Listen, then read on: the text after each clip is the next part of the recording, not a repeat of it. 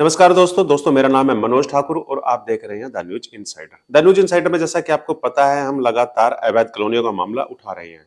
अवैध कॉलोनियों का मामला उठाना इसलिए जरूरी है क्योंकि अवैध कॉलोनियों से समाज में एक भ्रष्टाचार को जन्म मिलता है। और इतना ही नहीं, न सिर्फ इससे भ्रष्टाचार को जन्म मिल रहा, बल्कि कोई भी अवैध कॉलोनी किसी भी शहर में जब पनपती है तो उस शहर का मास्टर प्लान खराब हो जाता है।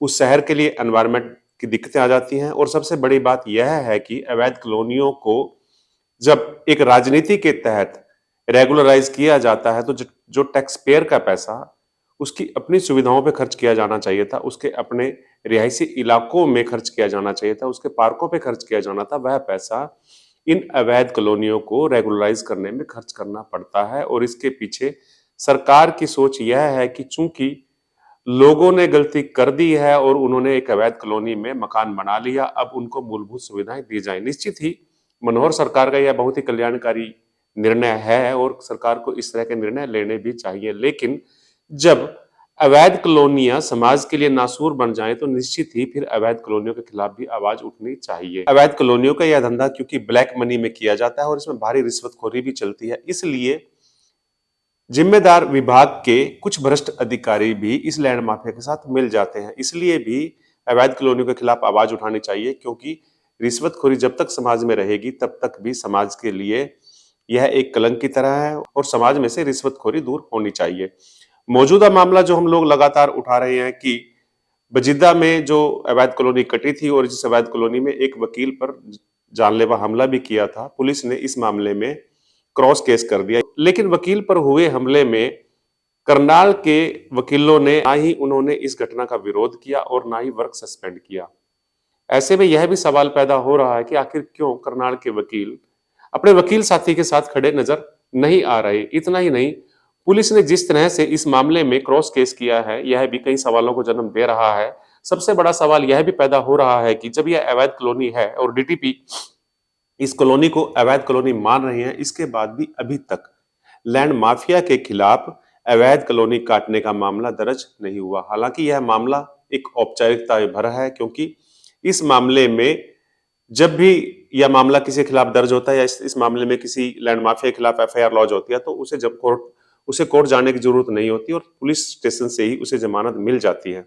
लेकिन यह छोटी सी कार्रवाई भी अभी तक इस लैंड माफिया के खिलाफ नहीं की गई और इससे अंदाजा लगाया जा सकता है कि इस कॉलोनी के पीछे कितने बड़े लोग या कितने बड़े चेहरे या कितनी पहुंच वाले लोग काम कर रहे हैं। यह अवैध कॉलोनी शहर के लिए एक लिटमस टेस्ट की तरह है, किस तरह से यह कॉलोनी विकसित हो रही है और पूरा तंत्र इस लैंड माफिया को बचाने में लगा हुआ है, वह हम इस कॉलोनी के मामले में देख सकते हैं। इससे पहले भी मैंने स्वयं मंगलपुर कॉलोनी का एक मामला उठाया था और उस कॉलोनी के मामले को मैं हाई कोर्ट तक लेके गया। हाई कोर्ट ने उस पर सू मोटो लिया। इसके बावजूद वह कॉलोनी ना सिर्फ विकसित हो गई, बल्कि अब वह कॉलोनी रेगुलराइज होने जा रही है। उसके रेगुलर होने के कागज सरकार के पास चले गए हैं। इस तरह की एक फाइल बन चुकी है जिसमें इस मंगलपुर कॉलोनी को नियमित किया जाएगा। यानी कि कहीं ना कहीं एक बहुत बड़ा सिस्टम या एक बहुत बड़ी टीम या एक बहुत बड़ा रैकेट अवैध कॉलोनियों के पीछे काम कर रहा है। और बजिद्दा जटान की जिस कॉलोनी में वकील के साथ मारपीट की गई है, इस कॉलोनी के पीछे भी निश्चित ही शहर के ऐसे पहुंच वाले लोग काम कर रहे हैं जो नहीं चाहते कि शहर में अवैध कॉलोनियों का धंधा बंद हो। हालांकि सरकार की शक्ति की वजह से, विजिलेंस की शक्ति की वजह से तहसील में इस तरह की कॉलोनियों की रजिस्ट्रियां अब लगभग बंद सी हो गई हैं। लेकिन यानी के प्लॉट की सेल की रजिस्ट्री नहीं कराकर बल्कि प्लॉट के एफिडेविट दे दिया जाता है कि यह प्लॉट की जमीन इस आदमी ने परचेज कर ली है और इस तरह से बयाने, जिन्हें हम बोल देते हैं, बयानों पर ही अब यह प्लॉट बिक रहे हैं। यह बयाने कितने मायने रखेंगे यह तो आने वाला वक्त ही बताएगा। लेकिन सरकार और विजिलेंस की कोशिश के बावजूद भी अवैध कॉलोनियों में प्लॉट की बिक्री थम नहीं रही। यह एक बड़ा सवाल है और इस ओर भी सरकार को ध्यान देना चाहिए और ऐसे अर्जी नवीसों के खिलाफ भी कार्रवाई करनी चाहिए जो इस तरह के धंधे में शामिल हैं, यानी कि इस तरह के बयाने तैयार कर रहे हैं। इस तरह के बयाने जो किए जा रहे हैं, इन बयानों में भी ब्लैक मनी का इस्तेमाल हो रहा है, क्योंकि यह पूरे का पूरा पैसा कहीं भी सर्किल में नहीं आता। यह पैसा ना तो बैंक के थ्रू रूट किया जा रहा बल्कि यह नकदी में लेन देन हो रहा है और जब तक नकदी में इसी तरह से लेन देन होता रहेगा तब तक यह पैसा ब्लैक का पैसा माना जाएगा, क्योंकि तब तक इस पैसे को यह नहीं दिखाया जाएगा कि यह पैसा किस एवज में लिया गया और किस तरह से इस पैसे का भुगतान किया गया, ट्रांसफर किया गया, तब तक यह पैसा पूरी तरह से ब्लैक माना जाता है।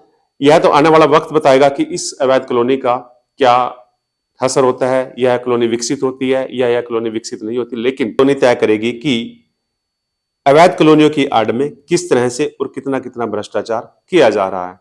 इस पूरी कॉलोनी पर हम इसी तरह से नजर बनाए रखेंगे और आपको समय समय पर इसी तरह से पूरी जानकारी देते रहेंगे, क्योंकि मेरा मानना है कि हम यदि इस तरह की अवैध कॉलोनियों के खिलाफ और इस तरह के भ्रष्टाचार के खिलाफ आवाज नहीं उठाएंगे तो निश्चित ही हम लोग एक सही दिशा में पत्रकारिता नहीं कर रहे हैं। और एक जर्नलिस्ट होने के नाते मेरा दायित्व बनता है कि समाज में जो भी गलत काम हो रहा है या जो गलत काम जो भी लोग कर रहे हैं उनके खिलाफ बुलंद तरीके से और मजबूत तरीके से आवाज उठाई जाए। इस तरह के मामलों पे मैं इसी तरह से अपनी आवाज उठाता रहूंगा। आप यकीन मानना, ना तो हम किसी दबाव में आएंगे और ना ही किसी लालच में। धन्यवाद। जय हिंद।